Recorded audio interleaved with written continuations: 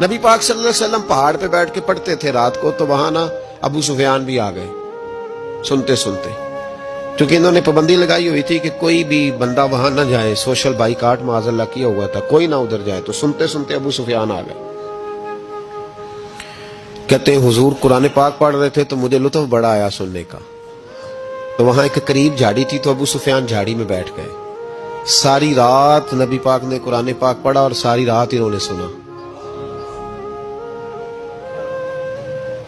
ہمیں اتنا ذائقہ بات سن کے بھی تو آنا چاہیے نا۔ کہتے ہیں اب مجھے نہیں پتا تھا کہ اخنس بن شریک بھی کہیں آیا ہوا ہے، اس نے بھی وہی بھی یہ دیکھنے آیا کہ کہیں کوئی وہاں آیا ہوا تو نہیں، وہ بھی کسی کونے میں جھاڑی میں بیٹھ گیا۔ حضور قرآن پاک کی تلاوت فرماتے رہے، وہ ساری رات سنتا رہا۔ ادھر سے کہیں ابو جال بھی آ گیا، پتھر دل تھا، پر میرے مصطفیٰ قرآن پڑھتے تھے تو کان اس کے بھی کھڑے ہو جایا کرتے تھے۔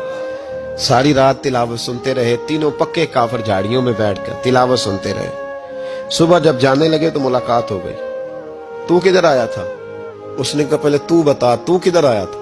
میں تو آیا تھا دیکھوں کوئی آیا تو نہیں، میں تو کدھر؟ اس نے کہا میں بھی یہی دیکھنے آیا تھا کہ یہاں کوئی آتا جاتا تو نہیں۔ ابو جال زیادہ شاطر تھا، کہنے لگا خبردار کل کوئی نہ آئے، آج تو آ گئے کل نہ ہونا۔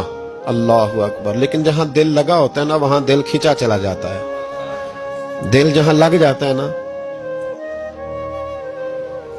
وہاں دل کھینچا چلا جاتا ہے۔ یہ دل کا بھی اپنا ایک معاملہ ہے نا۔ اب لگ گیا تھا قرآن پاک کی تلاوت سے۔ کہتے ہیں رات کو اپنی چارپائی پہ لیٹے، درد اگرچہ جان گزل ہے، میں کیا کروں میرا دل ہے، غمیش کا اگر نہ ہوتا تو غم روزگار ہوتا۔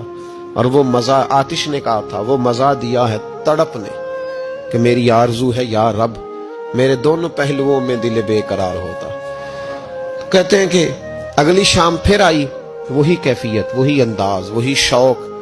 چارپائی پہ لیٹے پر کانوں میں وہ آواز رس گھولے، لیٹا نہ گیا، اٹھے پہنچے، لیکن آج جگہ بدل کے بیٹھ گئے تینوں۔ صبح ساری رات سنتے رہے محبوب کی تلاوت، صبح اٹھے تو پھر چوک میں ملاقات ہو گئی۔ تو کدھر آیا تھا؟ تو کدھر؟ ابھی بات ہونے۔ ابو جال ذرا زیادہ شاطر تھا، کہنے لگا میں تو تم دونوں کا خیال کرنے آیا تھا، کہیں تم دونوں تو نہیں آئے، یہ دیکھنے کے لیے آیا تھا۔ اللہ اکبر۔ 3 دن مسلسل آتے رہے اور میرے مصطفیٰ کریم کا ساری رات قرآن پاک سنتے رہے۔ اب اخنس بن شریک کہتے ہیں کہ میں پورا قریب آ گیا، میرا دل کہتا تھا کہ یہ سچے ہیں۔ کہتے میں نے تیسرے دن مشورہ کیا، میں نے کہا یار پتہ تجھے بھی ہے مجھے بھی ہے کہ نہیں آنا، پر ان کی آواز ایسی ہے، وہاں لذت ایسی ہے، نہیں نہ رہا گیا تجھ سے بھی۔ مان کیوں نہیں جاتا کہ ساری باتیں اپنی جگہ پر ان کی بات کانوں سے ہو کے دل میں اترتی چلی جاتی ہے، مانتا کیوں نہیں؟ اخنس بن شریک کہتے میں پورا قریب آ گیا، پر ابو جال نے مجھے پھر گمراہ کیا۔